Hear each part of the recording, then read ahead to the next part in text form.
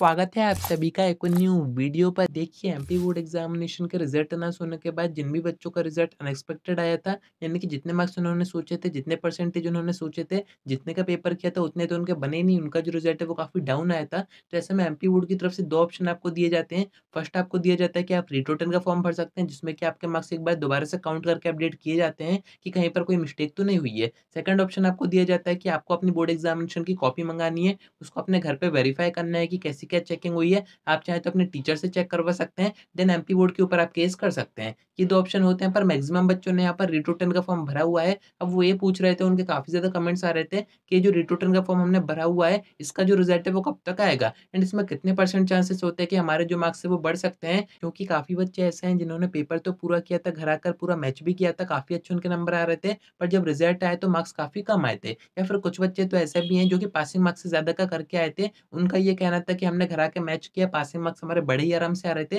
But फिर भी हमें फेल कर दिया गया। तो जिन बच्चों ने रीटोटल वैसे ही करवाई है कि उनके नंबर बढ़ने चाहिए थे, तो उनको तो कोई परेशानी की बात नहीं है। बट जिन बच्चों की 1-2 नंबर से सप्लीमेंट्री आई है या फिर 1-2 नंबर से फेल हो गए हैं, वो यहाँ पर काफ़ी ज़्यादा परेशान हो रहे हैं कि हम रीटोटल का फॉर्म भरें, उसके रिज़ल्ट का वेट करें, कहीं उसमें हम पास हो जाएँ, तो ऐसे में हमें आगे जो सप्लीमेंट्री एग्ज़ाम होंगे वो नहीं देने पड़ेंगे, या फिर उपजनन योजना के एग्ज़ाम है वो नहीं देने पड़ेंगे, या फिर हम फॉर्म भर दें। यानी कि यहाँ पर काफ़ी ज़्यादा कन्फ्यूज़न हो रहा है कि हम फॉर्म भरें या फिर नहीं भरें एग्ज़ामिनेशन के। तो यही सारी चीज़ें मैं आपको आगे बताता हूँ, वीडियो में अंत तक बने रहिए। नए तो सब्सक्राइब के साथ-साथ नोटिफ़िकेशन आइकन ज़रूर से ऑन करके रखिएगा। एमपी बोर्ड एग्ज़ामिनेशन की सारी अपडेट्स आप तक टाइम पर पहुँच जाएँगी। अब देखिए, अगर आप भी वेट कर रहे हैं कि हमने जो रीटोटल का फॉर्म भरा था उसका रिज़ल्ट कब तक अनाउंस कर दिया जाएगा, कब तक हमारे नंबर बढ़ जाएँगे, तो यहाँ पर आपको कुछ चीज़ें समझनी पड़ेंगी। एमपी बोर्ड की तरफ से जो ऑफिशियल नोटिस आया था उसमें आपको इस चीज़ की इन्फॉर्मेशन दी गई थी कि कब तक आप रीटोटल का फॉर्म भर सकते हैं। उसमें आपको बताया जा रहा था कि जब भी आपका रिज़ल्ट अनाउंस होगा, यानी कि 24 तारीख को आपका रिज़ल्ट अनाउंस हुआ है, तो उसके 15 दिन के अंदर आप रीटोटल का फॉर्म भर सकते हैं, यानी कि 15 दिन का आपके पास टाइम है।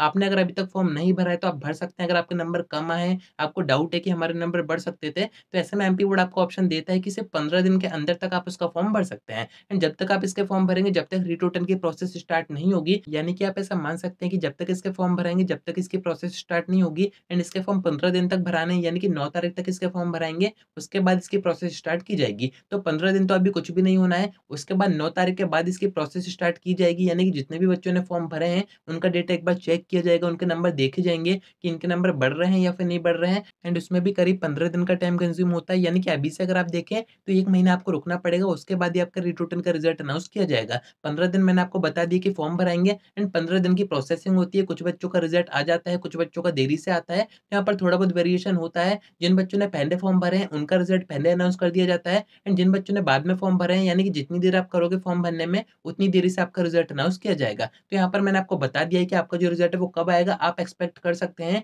कि मई के एंड तक आपका रिज़ल्ट अनाउंस कर दिया जाएगा। एंड एक और इन्फॉर्मेशन मैं आपको यहाँ पर दे देता हूँ। एमपी बोर्ड की तरफ से जो नोटिस आया था उसमें उस चीज़ की इन्फॉर्मेशन आपको दी गई थी। अगर आपने ध्यान ना दिया हो तो मैं आपको बता दूँ, आप 1 दिन पहले तक सप्लीमेंट्री एग्ज़ाम फॉर्म भर सकते हो, यानी कि 8 जून से अगर आपके एग्ज़ाम स्टार्ट हो रहे हैं, तो 7 जून तक आप सप्लीमेंट्री एग्ज़ाम फॉर्म भर सकते हो। एंड वहीं पर आपको एक और चीज़ बताई जा रही थी कि जो भी बच्चे पुनर्गणना करवाएँगे, यानी कि रीटोटल करवाएँगे, उनको यहाँ पर फॉर्म नहीं भरना है। वो चाहे तो सप्लीमेंट्री एग्ज़ाम के 1 दिन पहले तक फॉर्म भर सकते हैं, यानी कि यहाँ पर एक चीज़ तो कन्फर्म हो रही है कि रीटोटल का जो रिज़ल्ट है वो बिफोर सप्लीमेंट्री एग्ज़ाम आ जाएगा। एंड जो भी बच्चे यहाँ पर परेशान हो रहे हैं कि हम सप्लीमेंट्री एग्ज़ाम के फॉर्म भरें या फिर नहीं भरें, रुकजन योजना के फॉर्म भरें या फिर नहीं भरें, तो यहाँ पर 2 तरह की कंडीशन हो सकती है। अगर आपकी सप्लीमेंट्री आई है, तो आपको फॉर्म अभी नहीं भरना है, आपको अभी रीटोटल के रिज़ल्ट का वेट करना है। अगर आपने फॉर्म भरा हुआ है, जैसे ही आपका रिज़ल्ट अनाउंस होगा उसमें आप देखिए, अगर आपके नंबर बढ़ जाते हैं, आप पास हो जाते हो, तो ऐसे में आपको सप्लीमेंट्री एग्ज़ाम नहीं देने पड़ेंगे। एंड अगर आप बाय चांस पास नहीं होते हो, तो ऐसे में फिर आप सप्लीमेंट्री एग्ज़ाम का फॉर्म भर सकते हो। मैंने आपको बता ही दिया है कि एग्ज़ाम से 1 दिन पहले तक आप फॉर्म भर सकते हो, तो ऐसे में तो कोई परेशानी नहीं होनी है आपको।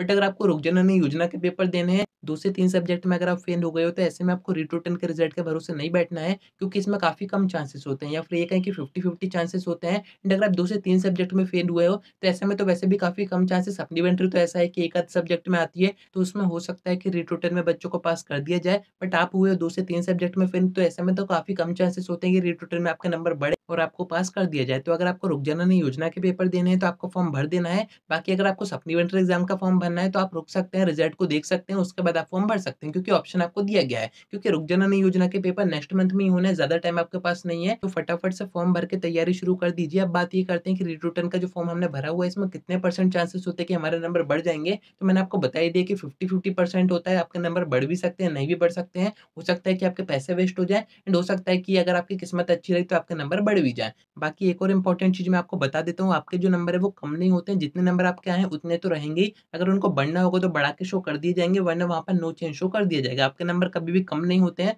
अब मैं आपको बताता हूँ कि आपको जो रिज़ल्ट का स्टेटस है वो कैसे चेक करना है। अभी तो आपका आएगा नहीं, 15 दिन के बाद ही आप चेक कीजिएगा। सेम वेबसाइट पर जाना है आपको एमपीबीएससी, एमपी ऑनलाइन पर, जहाँ से आपने फॉर्म भरा था, उसी के नीचे आपको एक स्टेटस का ऑप्शन दिया हुआ है। वहाँ से आप अपना स्टेटस चेक कर सकते हैं कि आपका री-टोटन का फॉर्म प्रोसेस हुआ है या फिर नहीं हुआ है। आपका जो रिज़ल्ट है वो यहीं पर शो होगा आपको। यहाँ पर आपको कोई डॉक्यूमेंट की ज़रूरत नहीं है, ना ही कोई रिसिप्ट की ज़रूरत है। आपका जो रोल नंबर है उससे भी आप अपना स्टेटस चेक कर सकते हैं। तो उम्मीद है कि आपको सारी बातें समझ में आ गई होंगी। आज की वीडियो में इतना ही। कोई डाउट रहता है कमेंट करके पूछ सकते हैं या फिर आप मुझसे इंस्टा पे डीएम करके बात भी कर सकते हैं।